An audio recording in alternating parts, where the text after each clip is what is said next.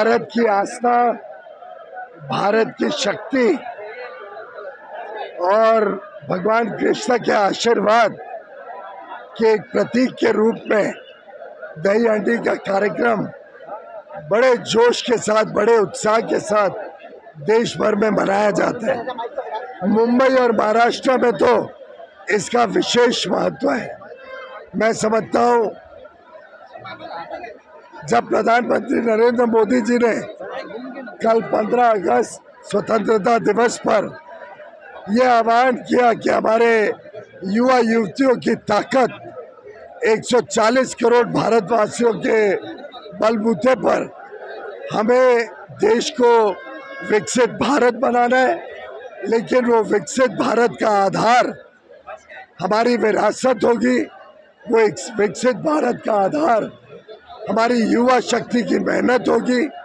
वो विकसित भारत का आधार आत्मनिर्भर भारत होगा।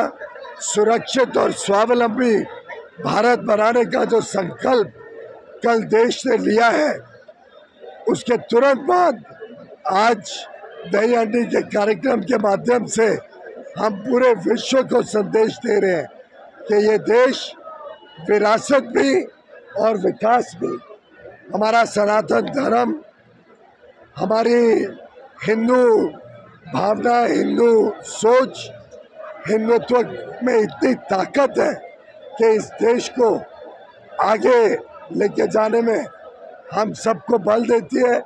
प्रभु कृष्ण के आशीर्वाद से ये सभी अर्जुन के भांति अपना कर्तव्य का पालन करेंगे और देश को विकसित बनाएंगे। किसकी हंडी फूटने वाली है इस बार महानगर पालिका चुनाव में?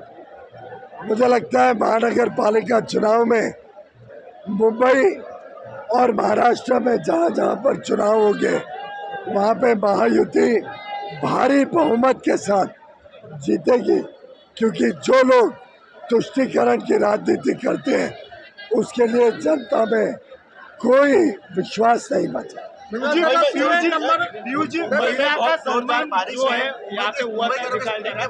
आपको भी महिला ने अभी जो सलामी दी है, डबल प्राइज देके महिला का सम्मान किया जा रहा है। लाड़की बहन के बाद में लाड़की दही हांडी पतंग दिख रही है। प्रधानमंत्री मोदी जी ने 2014 में जब देश की कमान संभाला, प्रधानमंत्री बने, तभी से इस बात पर बल दिया कि हमारी बेटियों को पढ़ाया जाए जिससे वो आगे बढ़े, हमारी बहनों के लिए अवसर दिए जाए और महिलाओं के सशक्तिकरण को पिछले 11 वर्षों में प्रधानमंत्री मोदी जी की सरकार ने और हमारी विभिन्न राज्य सरकारों ने प्राथमिकता दी है।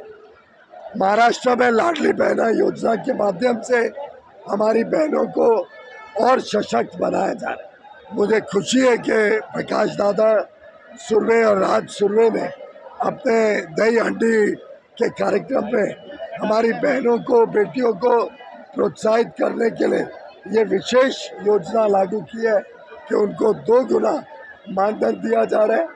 मुझे पूरा विश्वास है कि हमारी बहनें लड़कों से कम नहीं है और भाइयों के मुकाबले और आगे जाएंगे।